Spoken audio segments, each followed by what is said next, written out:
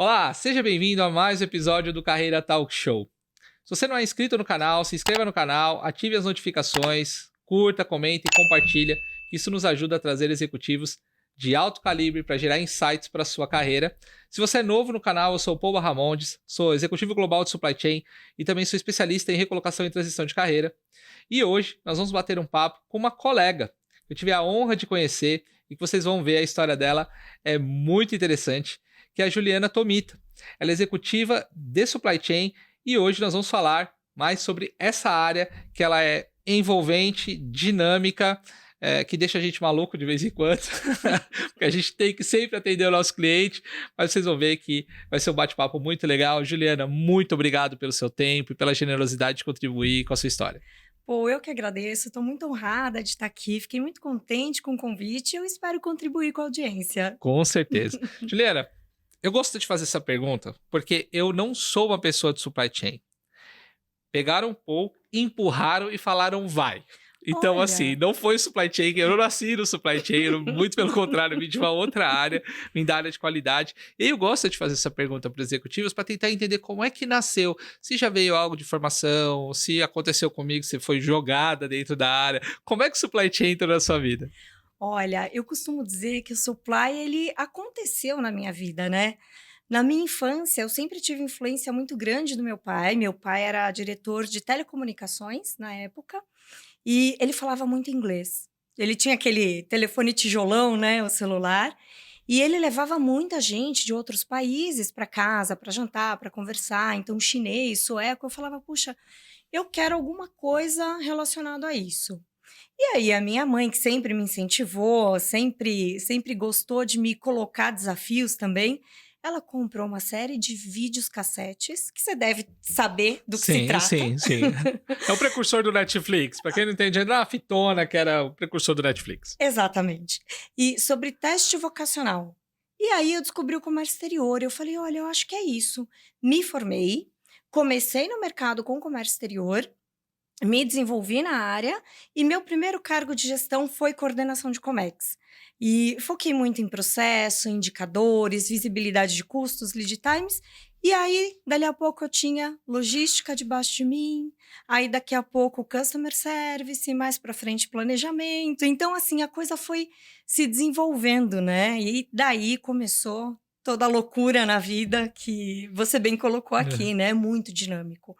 E quando a gente cuida de muitos departamentos diferentes, voltados para onde sai o dinheiro, né? Não para onde entra. Exatamente.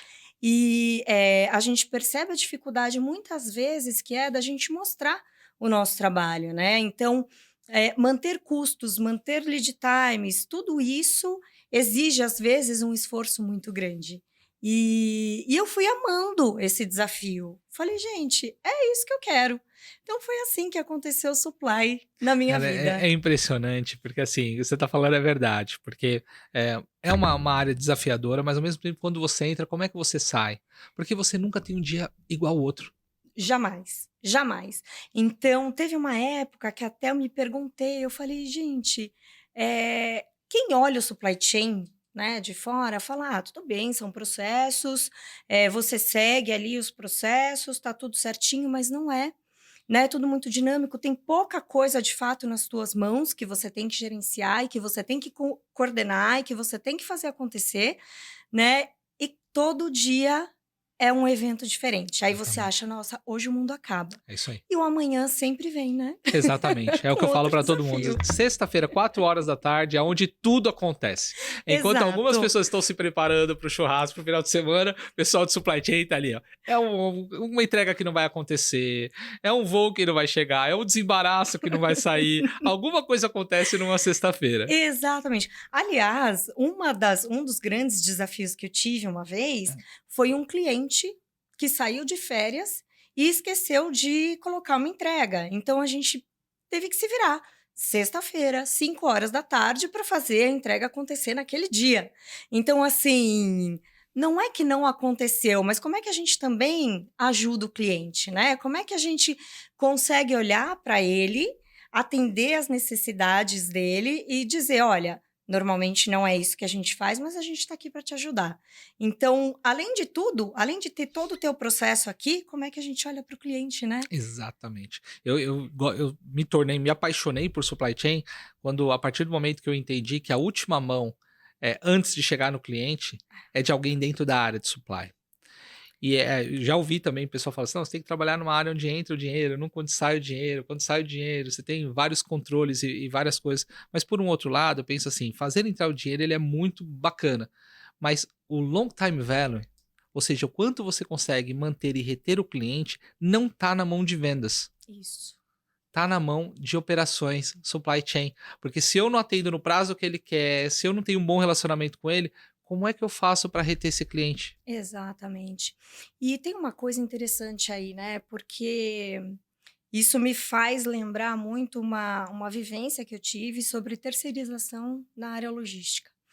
E o que que acontece? Se a gente tem dentro da companhia os últimos olhos, né, do nosso produto para o cliente como a área logística, como é que a gente vai garantir que isso vai ser feito com a mesma qualidade? Como é que a gente vai garantir que os riscos eles são controláveis, né? Como é que a gente vai garantir que um fornecedor entenda o que meu cliente quer? Então, é algo realmente desafiador. E muitas vezes, o que pode acontecer também é de logística, que é a última área, ela ser o grande retentor do que a gente diz da ineficiência de toda operação. Então, por exemplo, Nossa, vira o gargalo de tudo que acontece, né? Meu exatamente. Deus do céu, é a realidade, é. Exatamente. Então, o certificado de análise, eu preciso checar na logística. Puxa, mas isso já não vem certo, né? Então assim, tudo acaba virando gargalo ali. E aí, quando você vai terceirizar, se você não tem isso muito claro, aí vira uma bagunça. O que é para ser bacana, muitas vezes pode ser traumático, né?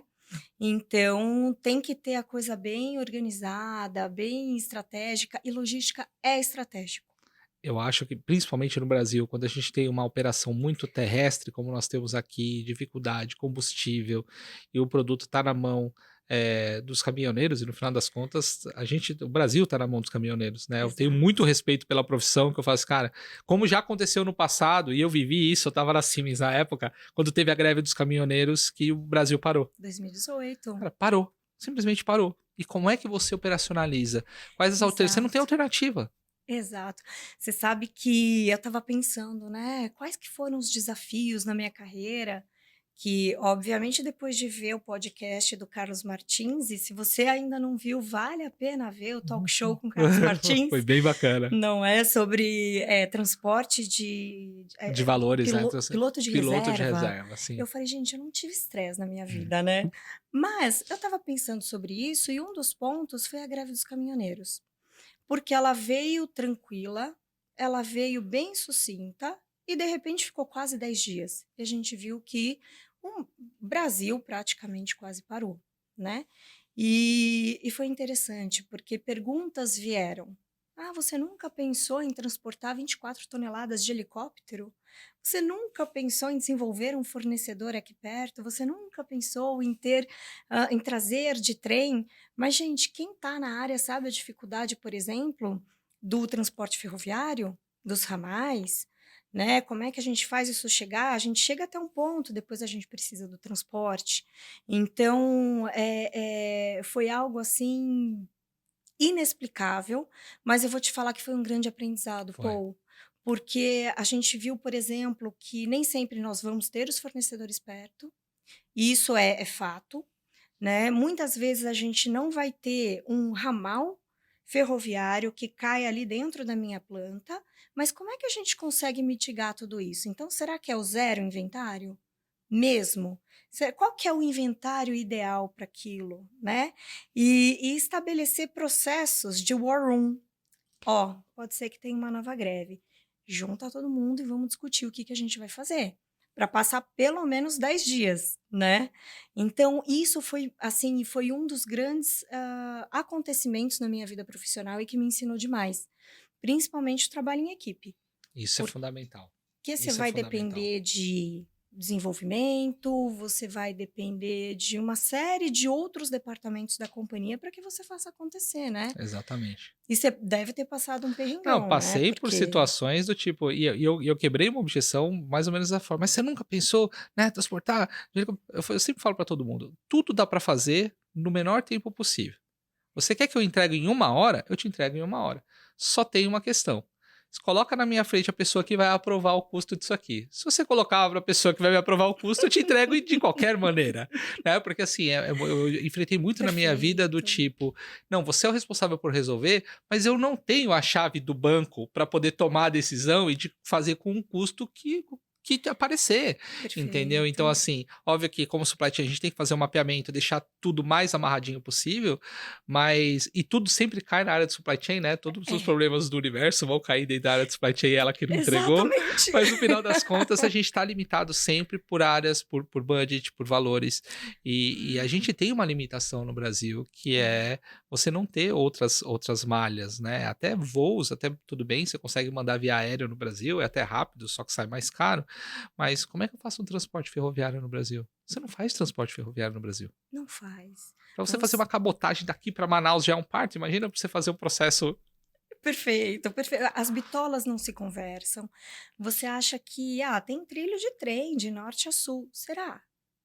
Né? Será que dá para ir para Centro-Oeste? Será? Será que você consegue? Não Não consegue consegue, muitas não vezes, consegue. né?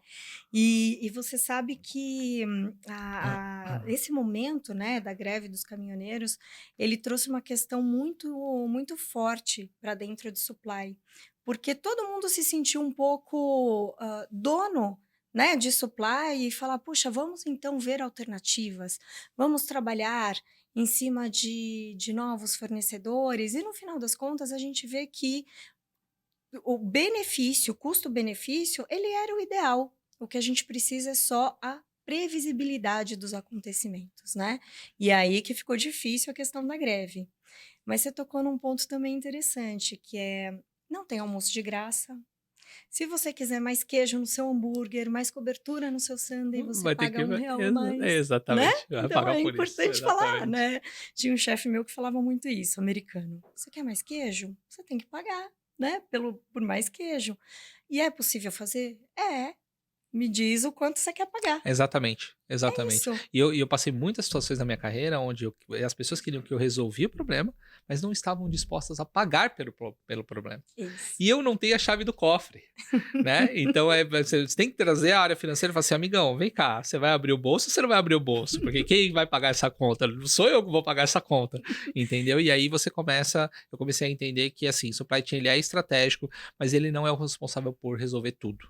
Ele pode te dar a Exato. solução, mas Isso. tem áreas ali que precisam tomar decisões e que muitas vezes atrasa por conta dessas áreas e não necessariamente por conta da logística, da operação ou do planejamento. Perfeito.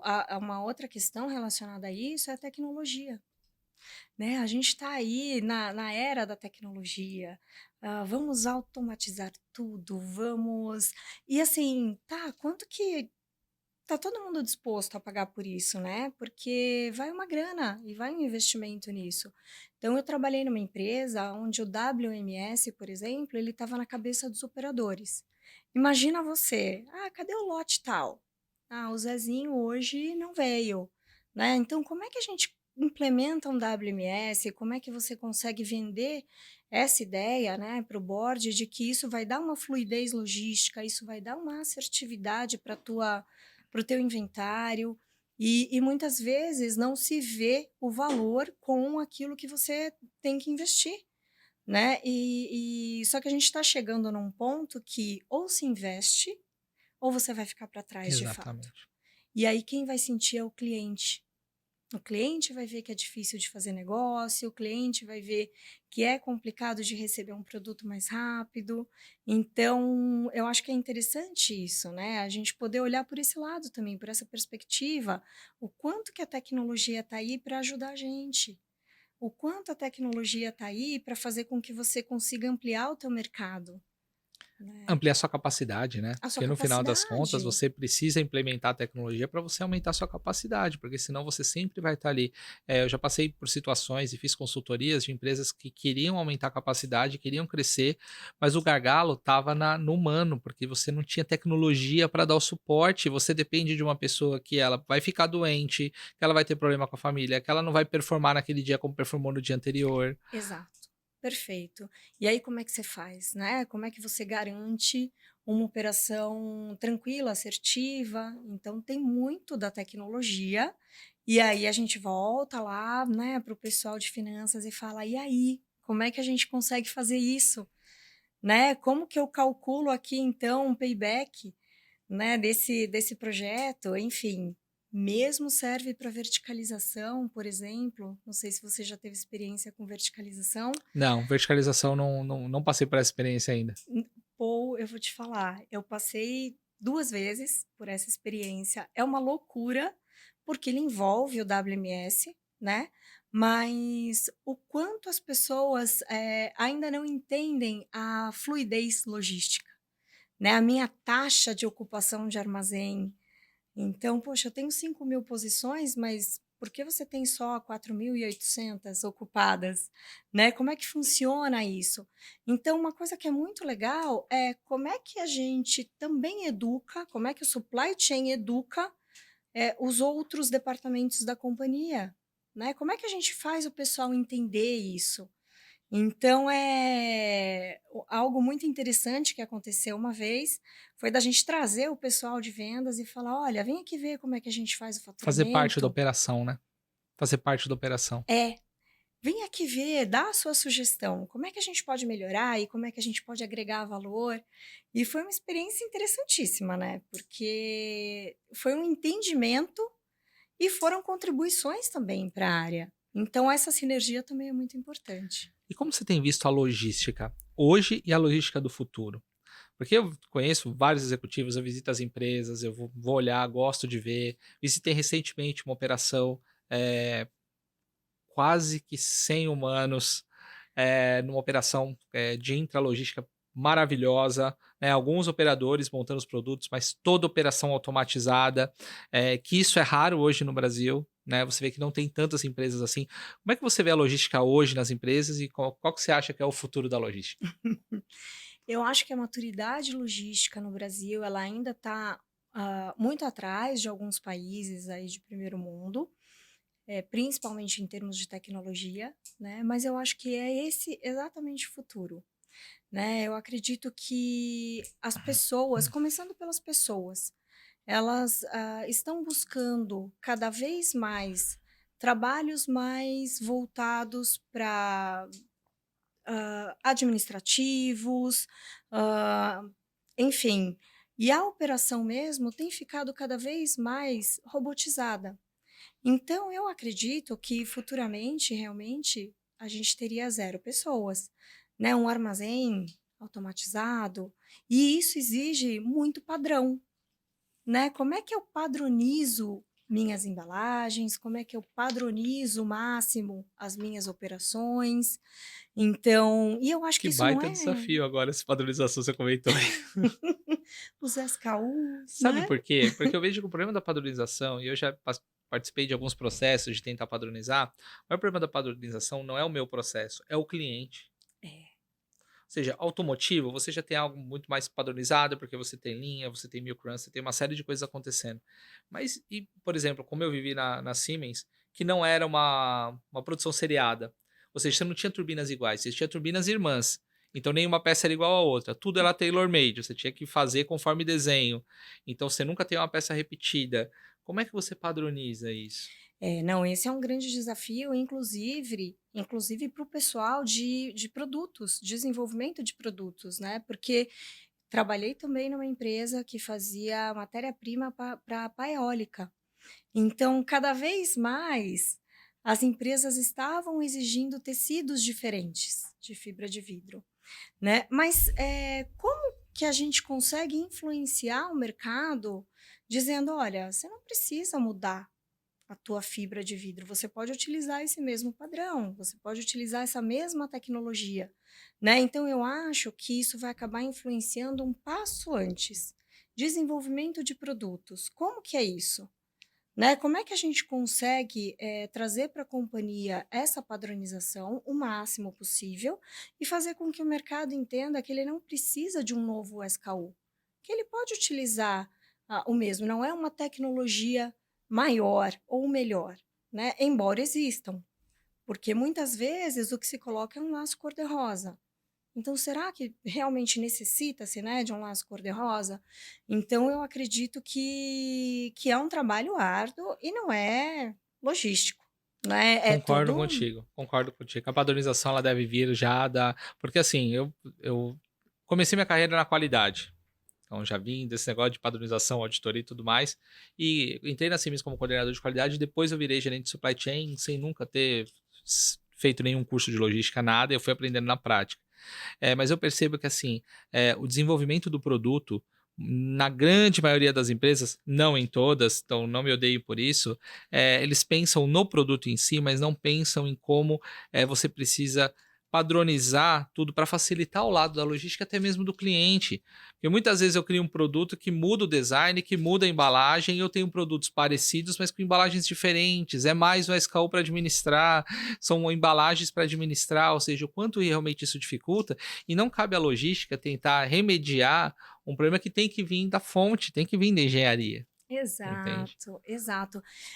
Existe também situações onde a embalagem ela é feita para o cliente. Mas será que internamente a gente consegue manipular ela? A gente consegue armazenar? Então ela tem que ser pensada desde o Mas começo, né? você falou da pá eólica, eu trabalhei com eólica, eu trabalhei com turbinas, para você poder manusear uma pá daquela é terrível. É algo que não dá para se imaginar, né? Imagina montar uma pá eólica, é um processo ainda muito manual, muito artesanal. Então, assim, a gente tem muito ainda pela frente, tanto em termos de manufatura, desenvolvimento de produtos, para que a gente consiga ter também aí uma logística mais lean, né? Uma logística mais com mais tecnologia, com menos pessoas. Então, é um desafio grande. É a logística do futuro? Sim. Né? Agora, o que a gente precisa fazer juntos para chegar até lá? Né? Não adianta falar, olha, ô, logística, vamos lá, a gente vai fazer agora tudo por computador, né? Não é Será? bem assim, né? Não é bem assim.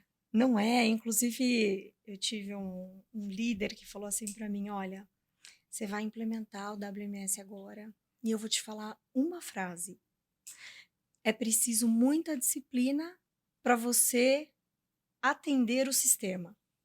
Ou seja, não era só o sistema que estava dando benefício para a gente, mas como é que as pessoas elas vão ter a disciplina necessária para poder alimentar? Que é o grande problema dos CRMs em vendas.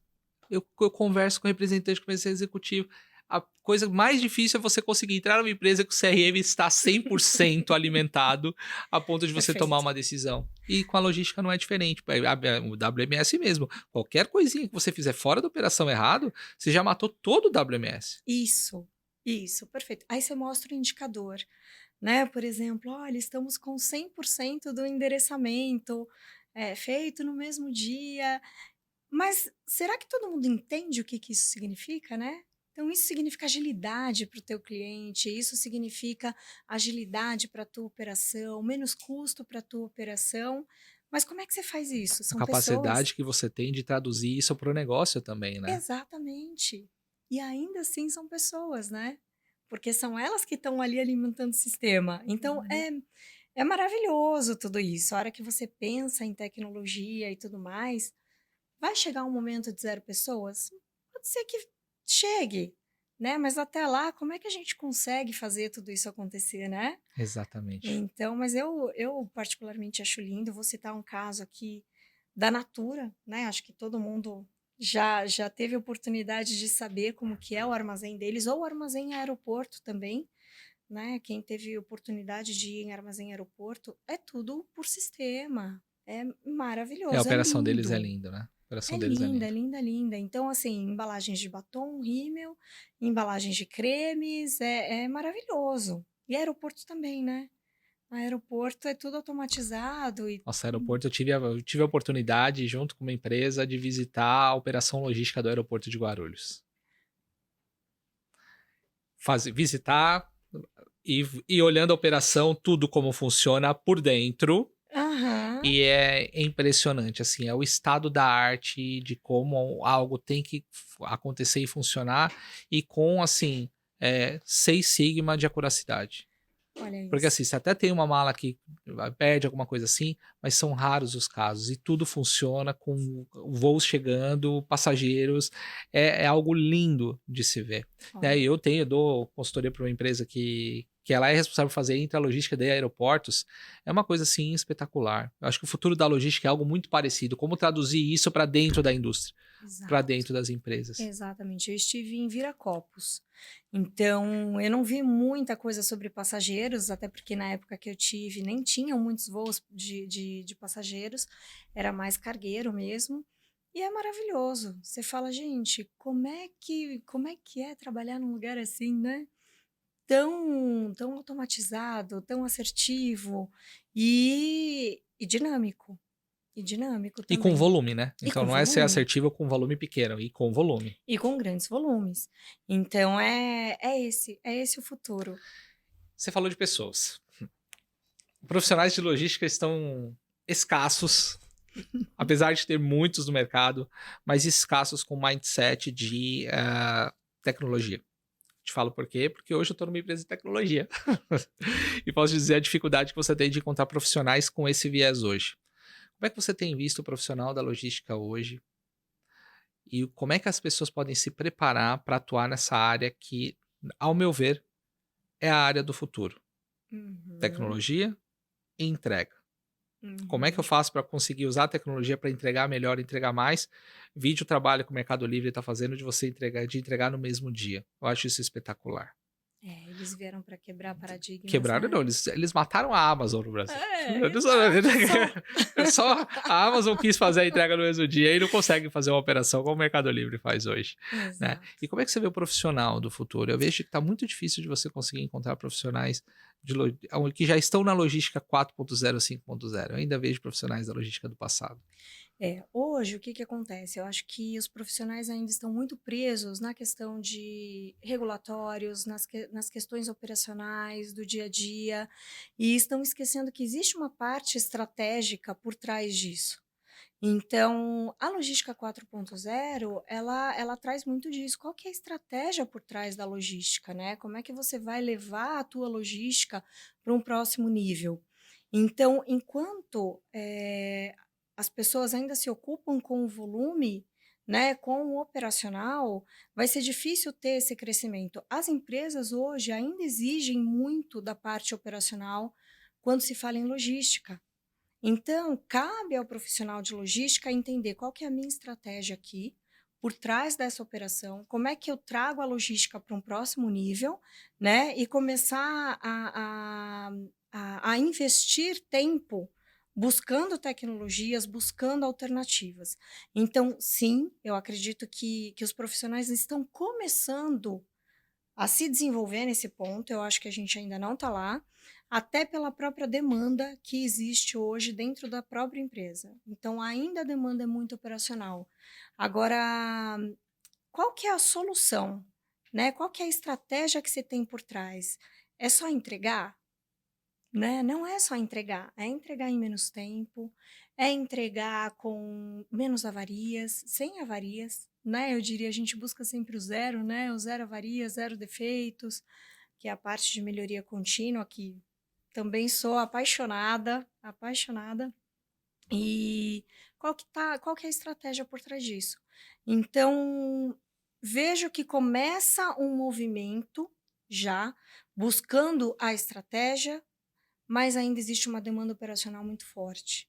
Então, eu acredito que tudo isso vai se desenvolvendo aos poucos, né? Aqui, junto com o que eu te falei da maturidade logística brasileira, né? Do país, enfim. E como é que a gente sai desse operacional? Eu falo porque assim, A logística, normalmente, ela é consumida pela demanda. Sim.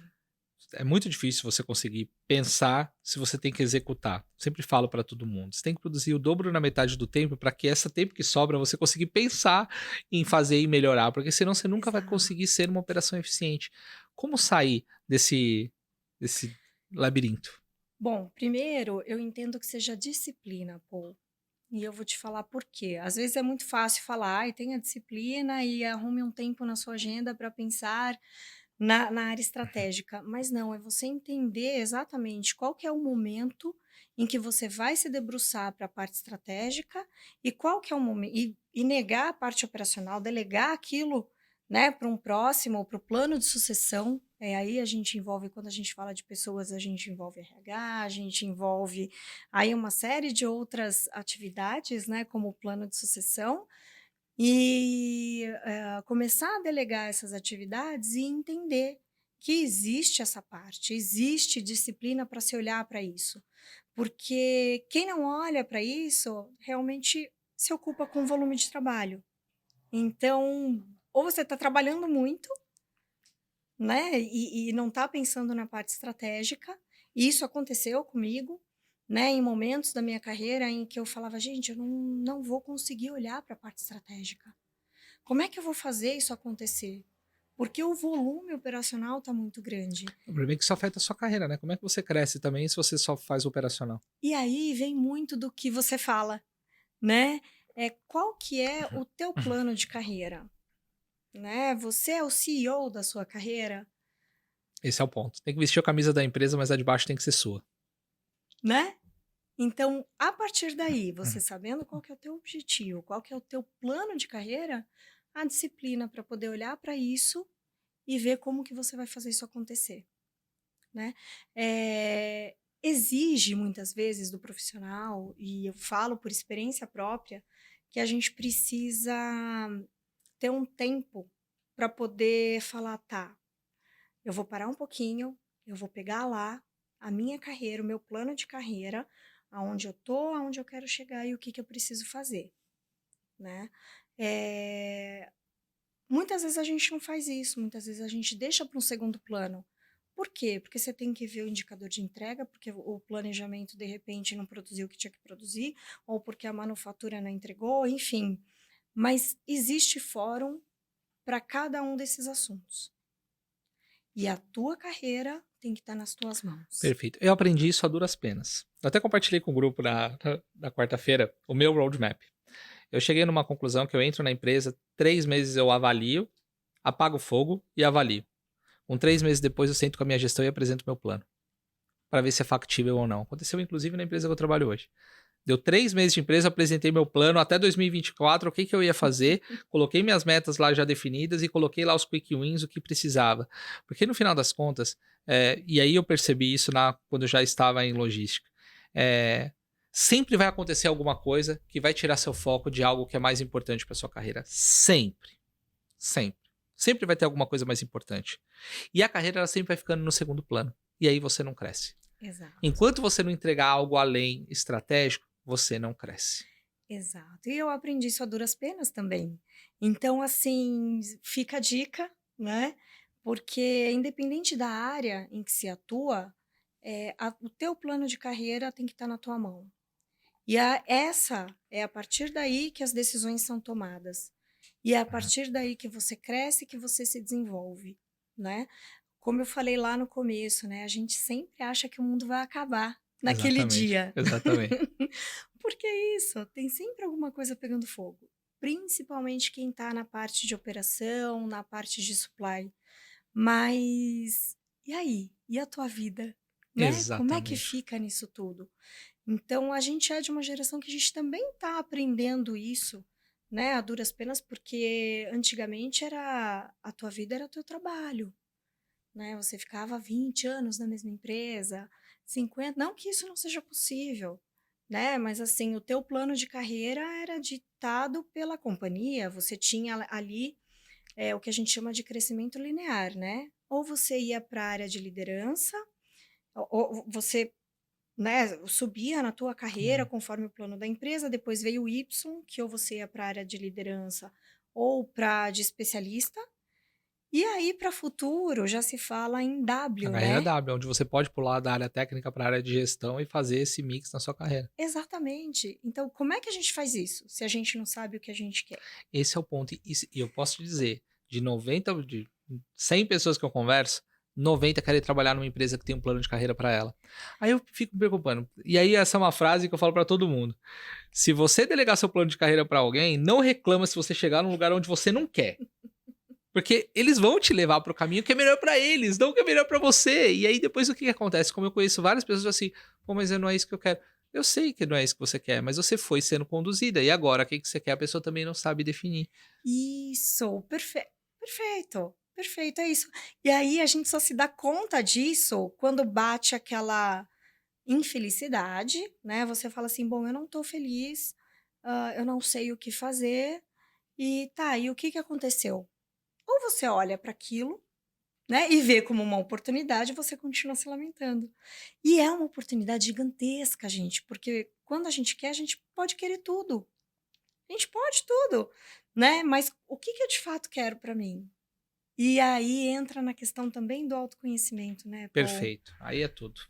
Aí autoconhecimento é tudo. Aí não tem como fugir, né? E quando você vai para uma área de liderança, o autoconhecimento ele é super importante, A né? inteligência emocional é fundamental quando você trabalha com liderança. Exatamente. E eu também descobri a duras penas, né? Eu cresci na liderança muito rápido.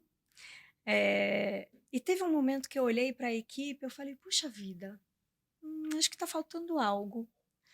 E eu fui atrás do autoconhecimento, me interessei por isso, estudei a ferramenta de feedback, como que é feito, como que eu escuto, enfim. E eu fui pedir um feedback para a equipe. Na época foi muito engraçado, porque as pessoas falaram: "Não, Tomita, tá tudo certo É, com com medo, você?" com medo de falar e de sofrer retaliação no futuro. "É, imagina, tá tudo bem." Eu falei: "Olha, eu sei que não tá. Eu sei que eu tenho isso, mas o que mais que você tem para contribuir? Porque eu quero melhorar pessoalmente, que é o meu objetivo principal, e isso vai esbarrar no profissional." Eu escutei coisas assim que eu nem imaginava e foram tão enriquecedoras, porque eu pude aprender com aquilo e fazer diferente na próxima oportunidade, né? E inclusive com aquele mesmo time.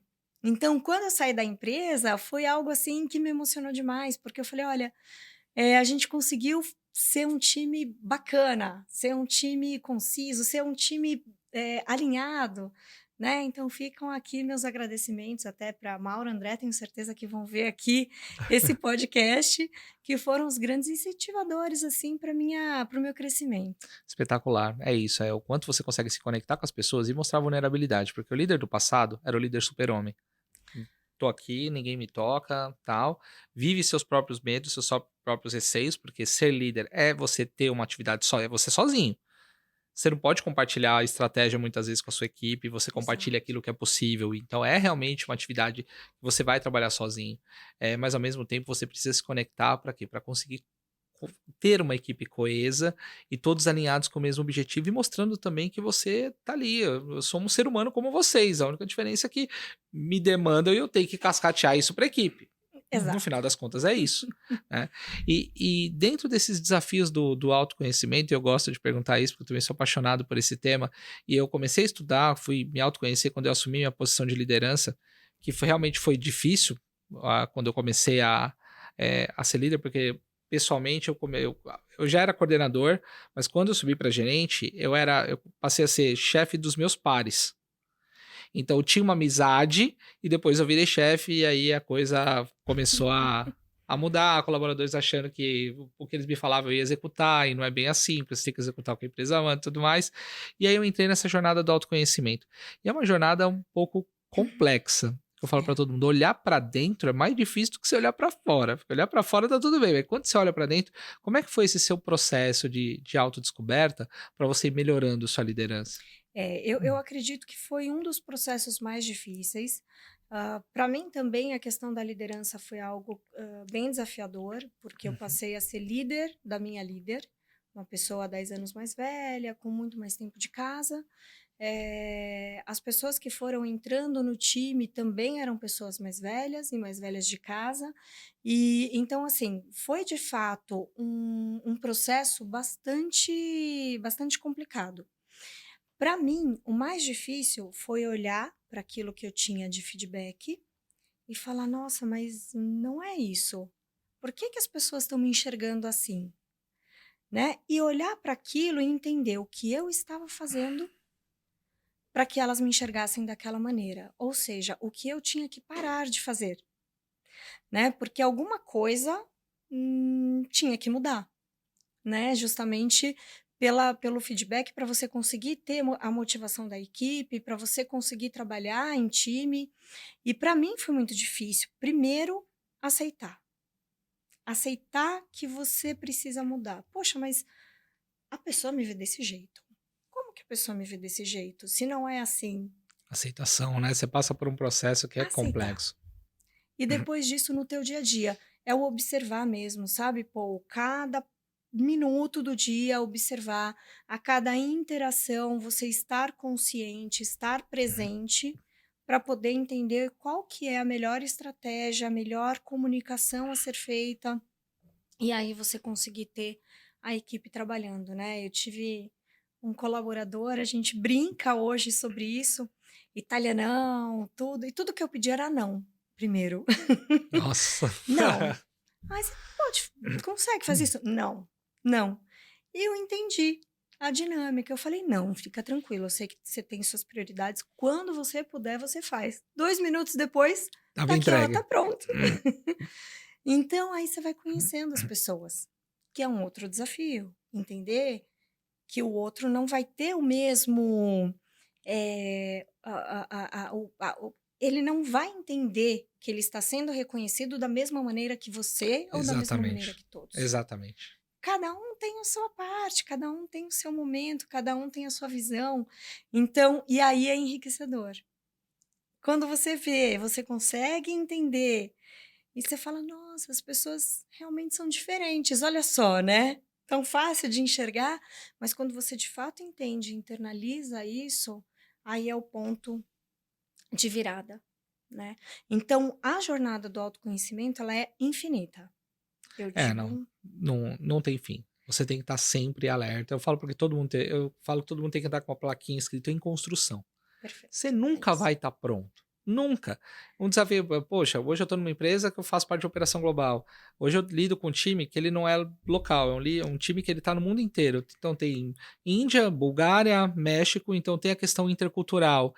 Então, assim, você tem que estar se reconstruindo o tempo inteiro. Você sai de um padrão que você tem para ir para um outro padrão totalmente diferente. É o que eu falo, você nunca vai estar pronto. Vai chegar no fim da sua vida, você vai ser enterrado com a plaquinha. Agora acabou, mas agora a construção acabou, mas vai acabar só quando você morrer. É isso, exatamente isso. Então, eu comecei com essa equipe que era mais velha, né, de casa. Depois, eu fui para uma equipe mais velha de casa em outros países. Ou seja, eu estava distante. Argentina, Chile, México. Como é que você acompanha isso?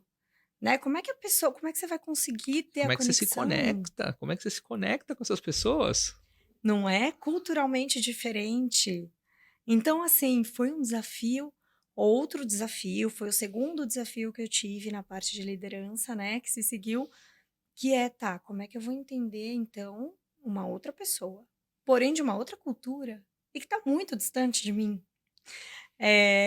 O desafio foi grande também, mas eu acho que a confiança e o ambiente psicologicamente preparado, né, de uma segurança psicológica grande. Eu acredito que está aí, que para mim, pelo menos, foi o que funcionou. Mora aí a parte da conexão, as pessoas confiarem, né? Perfeito. Que é hoje que todo mundo busca, segurança psicológica onde você está trabalhando em qualquer situação. Exato. Hoje tem se falado muito disso, Sim. né? E faz muito sentido, faz muito sentido. Depois disso, na minha liderança, a empresa lá que eu trabalhava, ela foi adquirida por uma outra, e aí Juliana passou a ser só projetos. Então, todas as logísticas reportavam dotted line para mim. Liderança indireta. Nossa, como isso é complicado. Como, como vamos fazer. Isso é uma das coisas. Eu valorizo muito o gerente de projeto, que ele não tem time, ele precisa fazer o projeto andar e ele depende de 200 áreas, mas ele não manda em ninguém. Ninguém. Então, esse foi um outro grande desafio que eu tive. Plantas distantes, né, geograficamente todas no interior de São Paulo, mas então, assim, segunda-feira eu estava em Americana, terça-feira eu estava em Leme, quarta-feira em Araçariguama, porque você precisa da conexão com as pessoas. E elas precisam entender o que você está fazendo também, né? Então, eu viajava muito. Hoje eu acho que as pessoas estão mais acostumadas com esse modelo mais virtual, né? Mas na época eu acredito que era a melhor maneira de se conectar. Sim, Então sim. foi ótimo, porque aí você fala, culturalmente, Argentina, Chile e México são diferentes. Mas culturalmente, Americana, Leme, Araçariguama também são diferentes, né? Então foi muito gostoso conhecer isso também. E depois disso, o grande desafio foi ter a liderança de um supply chain dentro de fábrica, literalmente, porque antes era uma empresa que ela muito mais importava e revendia, né? E aí foi a liderança dentro da fábrica, que é outra Que é loucura, outra loucura. É outro universo. outro universo. Você fala, puxa vida, né? Passei algum portal aqui. Você vai pra Nárnia e depois você chega lá e fala assim, como assim? O que Isso, tá acontecendo aqui? exatamente. Então eu acho que tudo isso faz com que o processo de autoconhecimento ele seja contínuo. E falando sobre ambiente psicologicamente seguro, né? Eu entendo que isso tem a ver muito, não só hoje eu me sinto muito preparada para liderar, né? Mas eu acredito que ainda tem a ver muito com a questão da humanização do trabalho. Como é que a companhia faz com que Perfeito. os pares trabalhem bem, com que as lideranças e suas lideranças trabalhem bem, né? E é interessante, porque a gente não chegou lá ainda. Exatamente, mesmo porque hoje se fala humanização do líder para baixo, né? E eu quero ver o momento, e aí é um desafio para empresas, CEOs e tudo mais, eu quero ver o momento em que a humanização vai ser para cima, tá? Onde vai vir do topo para baixo. Porque eu falo para todo mundo assim, Perfeito. ser um líder médio, na minha opinião, é o mais desafiador das lideranças. Porque quando você tá no topo, você tem a pressão do board. Tudo bem, mas você vai olhar para baixo e tem um monte de gente para executar. Quando você tá no meio, você tem quem tá operacionalizando e você tem a pressão de cima. E você também tem a pressão de baixo porque você precisa ser um bom líder, você tem que ser humanizado, você tem... Cara, um negócio de louco, porque você tem ordem, só que de cima para baixo nunca é humanizado, é comando e controle, a Isso, porrada come, e isso. você tem que amenizar tudo isso nas costas, e aí é onde acontece muitos burnouts de líderes que eu vejo que olha para cima e fala assim, eu não aguento mais, eu posso ter a melhor equipe, eu posso ser o melhor líder, mas eu não aguento mais. Eu vi Uhum. pessoas excelentes falarem: "Isso não é para mim. Não quero". Eu me questionei na minha primeira gerência, nos 6 primeiros meses, eu estudei minha vida inteira para chegar lá. Quando eu cheguei, nos 6 primeiros meses, eu tive a plena certeza que eu tomei a pior decisão da minha vida. Olha isso. É isso. E isso ainda acontece. Ainda acontece. Então, como é que a gente faz isso, né? É um desafio. E eu vinha pensando muito sobre isso, né? O pessoal já fala sobre demissão humanizada. Pô, até legal. Acho bacana isso. Mas e o durante, né? Porque Exatamente. você ser simpático. Tem até uma pessoa que falou isso para mim e ficou muito na minha cabeça, né? Nós somos muito simpáticos e pouco empáticos. Então, você ser simpático é uma coisa, você ser empático é outra. E aí a empatia traz uma série de paradigmas, né? Que a gente costuma dizer, puxa, a gente não consegue de fato estar no sapato do outro porque tem a vivência, tem isso, tem aquilo. Mas assim, é o mínimo, né? É o mínimo da Eu humanização, é o troquei a mínimo do palavra respeito. empatia. Eu não uso mais empatia, eu uso Exato. compaixão. Eu uso Ótimo. compaixão. Porque não dá as variáveis, contextos, crenças da pessoa. É muito difícil você empatizar. Teve um museu da empatia uma vez que tentou trazer um conceito onde você veste o sapato da pessoa, você coloca um áudio, vai tentando entender a história. Só que você não consegue viver aquilo que a pessoa está vivendo pelo prisma dela, pelos valores, culturas e crenças dela. É muito difícil. Então eu troquei a palavra empatia. Hoje ser empático, ok, você pode até tentar, mas para todos você tem que ter compaixão. Olha, interessantíssimo. Você conhece um livro chamado For Your Improvement? Não. FYI, For Your Improvement. Ali tem uma série de competências. E é muito interessante o livro, porque ele cita as competências, como é a pessoa que superusa, a pessoa que subusa e a pessoa que tem a competência. Quais são os remédios para quem superutiliza ou subutiliza aquela competência? E tem uma competência que me chamou muito a atenção, que é a A compaixão. compaixão. A Então, compaixão. a compaixão, ela é uma competência. E a gente também pode desenvolver. Eu acho que essa sua troca foi perfeita. E fica aqui para a vida, pelo menos para mim, Exatamente. porque é exatamente isso. Exatamente isso. Eu tenho uma premissa de vida que eu falo assim: todo mundo na vida que você encontra tá lutando uma batalha que você não sabe nada a respeito. Então você tem que ser gentil e tem que ter compaixão sempre. Eu não sei o que que a pessoa tá vivendo, eu não sei o que que ela tá passando dentro de casa. Às vezes ela não tá entregando. E o papel do líder, na minha cabeça, é você olhar pra pessoa e falar assim: eu sei que não tá tudo bem, talvez você não queira falar, mas eu vou te ajudar, vamos tentar compensar isso de alguma forma, né? Que aí é onde entra pra mim, na minha visão, a humanização. Isso, perfeito. É isso. E como fazer isso acontecer? Né? Para cima. Isso Porque é. hoje nós já temos isso, Isso. os líderes que já têm essa consciência conseguem fazer para baixo. Mas como é que a gente faz isso para cima, né? Exatamente, exatamente. Fica aí uma grande questão, aliás. Né? Tanto que eu tenho uma premissa de vida, eu já falei em vários podcasts, vou continuar falando aqui, que hoje eu não trabalho para a empresa. Eu trabalho para o chefe. Então, quando eu vou numa entrevista de emprego, tá, você pode falar o que quiser da empresa. Legal, bacana, deixa de lado. O problema é que na hora que você coloca missão, visão e valores, que a empresa definiu que é ótimo, mas pode ser que o líder que você colocou lá não siga aquilo e siga o dele. Eu cheguei a viver situações onde um líder me qualificava como high performer e o outro me qualificava como um péssimo colaborador. E eu tinha 2 chefes. E como é que você equaliza isso? Então eu cheguei à conclusão, eu não quero trabalhar mais para a empresa, eu quero conhecer o chefe. Então a empresa pode ser a melhor do mundo, mas se a pessoa que está na minha frente não está alinhada comigo, nenhum dos dois vai ter sucesso. Vai ser uma perda de tempo para os dois. Então hoje eu defino o chefe. Então quando eu vou para uma entrevista, tá bom, obrigado, bacana, legal, benefício e tudo mais, mas eu quero conhecer a pessoa. Hoje eu entrevisto a pessoa que vai me contratar. Olha que interessante. É isso. Eu faço esse processo. E é incrível, porque eu quero saber se a sua equipe te avaliasse, como é que ela te avaliaria? Uhum. Quando foi a última vez que você deu feedback para seus colaboradores? E você mesmo, né? Assim, qual foi o último feedback que você recebeu? Que você recebeu, exatamente. Né? Exatamente. Porque isso importa, e muito. Tem aquele ditado que diz que quando um não quer, 2 não briga. Quando um não quer, 2 não trabalha também. É isso aí. Então, é isso aí. Você pode tentar de tudo, mas se não quer, não vai sair. E daí entra mais uma vez a questão de pessoas, a questão da humanização, a questão de liderança. E, gente, pode vir inteligência artificial que for, continuamos sendo as pessoas que são aquelas que rodam os negócios, que são aquelas que pensam, que têm as estratégias, que se relacionam. Então, cada vez mais importante essas habilidades humanizadas, né? Que se falam muito hoje em human skills. Não mais soft, nem mais hard, mas human skills. É isso aí. É o que eu espero que saia da inteligência artificial e entra para a inteligência humana.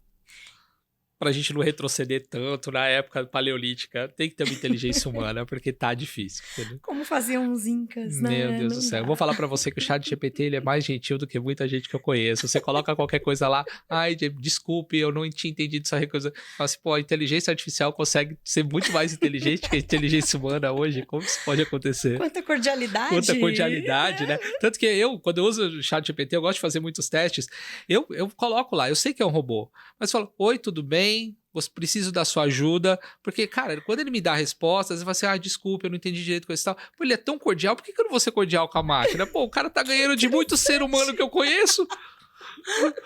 Muito legal isso. Por isso que eu falo, Muito tá legal. faltando inteligência humana, o ser humano começar a sair do B2B, do B2C pro human to human. É verdade. Isso aí, inclusive, para mim, a diversidade, ela acontece a partir do momento em que você começa a tratar o ser humano por ser humano, não por ser homem, mulher, negro, branco. Para mim, isso é o de menos. É o quanto a pessoa consegue ser humana, se conectar com as pessoas, entender que todos nós vamos falhar, nós vamos acertar, e faz parte do nosso dia a dia, né? Faz parte do que somos. Exato. Entra aí mais Uhum. uma questão polêmica da inclusão e diversidade, Exatamente. né? Enquanto falarmos sobre isso, será que a gente realmente está sendo um grande portador da inclusão e diversidade como deve ser, né? Não, o Morgan Freeman ele fala isso, fala assim, não tem que ter dia da raça negra. Tem que ser o dia do ser humano, tem que ser o dia para todo mundo, não tem que ter um dia para isso, um dia para aquilo, um dia para aquilo. Para mim, ser humano é ser humano. Ponto. Isso, exatamente. Então, eu acho que esse é o caminho, né? É Esse aonde é a o gente precisa chegar. É onde a gente precisa chegar ainda, né? Com tanto estudo, tanta história já se passou, e a gente continua precisando ser humanos. Exatamente. Principalmente na logística, que é uma área onde você sofre pressão o tempo inteiro. Onde você, de todos os lados, seja do cliente, do boarding, de vendas, de produção, e você tem que ali tentar conectar todas as pontas e arrumar solução para todo mundo, né? Exato. Dentro do supply em si, né? Eu vejo isso, porque a logística, ela tá ali, de fato, pegando fogo. Inclusive, eu vi uma definição de logístico que eu amei, tá? Aquele que resolve problemas que não sabe como aconteceram, né? Não sabe de onde surgiram e também não sabe nem como resolveu, mas resolveu. Resolveu. Ver também, mago. Quase isso. Verdade. E problemas que não são deles, não foi ele que criou. Não foi né? ele que criou, né? Então, assim, o ver também mago foi interessantíssimo, porque é isso. E quando a gente vai para supply, pô, a pessoa de supply sabe bem, às vezes você está lidando aqui com a entrega, mas você também é responsável por compras, e como é que você faz esse balanço? Né? E aí tem um produto aqui saindo, E o quando você é responsável planejamento. pela qualidade, você tem a chave da cadeia da compra, da qualidade e da entrega. Ah, loucura, né? Loucura. É bom saber que você sobreviveu. Eu sobrevivi, eu É tô uma aqui. esperança. Na verdade, eu tenho 17 anos e essa cara de 80 é porque a logística me fez assim. E foi super tranquilo, Foi né? super Essa tranquilo, jornada até eu agora. sobrevivi. Mas e é interessantíssimo isso, porque o supply pega fogo. Um dia, o controller da empresa me ligou. Eu falei, puxa, é o controller ligando. Ele sabe quem é. Eu falei, oi, tudo bem? Falei, lá vem um problema, né? Sempre. Juliana, eu quero saber se você precisa de alguma ajuda, porque eu sei que o seu funcionário tá de férias, eu sei que fulano tá com isso, ciclano, você quer alguma ajuda? Você me dá um minutinho que eu vou chorar e já volto, porque quem faz Nossa, isso para ninguém supply? faz isso. Ninguém faz isso. Né? De levantar a mão e falar assim, não, vamos ajudar que a coisa tem que acontecer. Exato. Uma sensibilidade incrível do controller. Não sei quem você é, mas já te amo, tá? Exatamente, porque supply pega fogo. E quem tá em supply sabe bem disso, né? E é só colocar um pedido, é só fazer mais uma entrega, é só pegar mais um caminhão. E não é só, né? Nunca é Tem só, né? tanta coisa por Nunca é trás só. aí. E é um desafio grande que eu particularmente gosto, sou apaixonada. Já me questionei porque eu falei, eu acho que eu gostaria de lidar, sei lá, tem uma amiga que abriu uma agência de viagens, né? Eu falei, vou lidar com viagens, só sonhos. Mas, puxa, aí veio o Covid, tanta gente cancelando, tanta Nossa, gente. foi terrível. Não foi fácil também, né? Então, a gente está aqui para resolver, a gente está aqui para fazer acontecer. E eu, particularmente, gosto de pensar que eu quero ser a minha melhor versão, melhor que eu mesma, independente do meu plano de carreira, não é isso, né? Eu quero ser melhor. Ser uma pessoa melhor, uma profissional melhor, e eu quero influenciar da melhor maneira as pessoas que estão comigo, né? Então, delicioso. isso para mim Maravilhoso. é ganhar, é ter sucesso. Então, Juliana, então você vai ter que voltar pra gente continuar batendo papo. Infelizmente, estamos chegando no fim do nosso programa. Mas eu queria que você desse uma dica pra nossa audiência de um livro, um filme, uma série que te marcou. Olha, um livro, Antifrágil. Antifrágil é um livro grande, muito grande. Você vai ver, ele é grosso. Complexo de ler. É um pouco complexo, mas ele tem toque de humor. E ele coloca aí pra gente a questão da resiliência. Maravilhoso. Taleb. Né? E como a gente se aproveitar do caos. porque o caos vai existir, a gente aprendeu isso com a pandemia. Então, o Antifrágil foi algo que... Foi um livro que, de fato, me causou grande impacto e realmente transformou a minha visão do caos. E é como a gente pode olhar para aquilo e se beneficiar daquilo. Quer coisa melhor? Nossa, espetacular. Inclusive, aproveitando essa deixa, um livro chamado A Nova Era Caórdica. Espetacular. Muito bom saber. Espetacular. Vale muito a leitura, porque é um livro que vai tratar assim, como é que você vai colocar ordem no caos e aonde você vai viver caos muito mais do que se vivia no passado. Perfeito, ele casa perfeito com esse livro Antifrágil do Taleb. Vale muito a pena. Minha próxima leitura, obrigada. Vale muito a pena. Sim, muito bom, muito gostoso estar aqui. Juliana, obrigado, que delícia.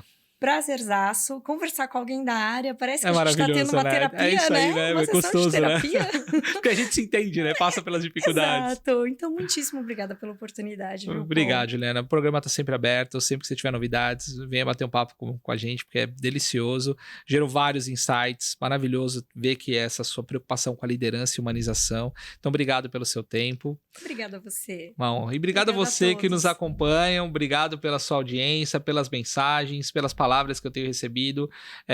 Poxa, não tem um episódio no canal que não tenha 100% de aproveitamento. Então eu fico muito honrado por isso e eu dou graças a profissionais como a Juliana que vem bater um papo comigo.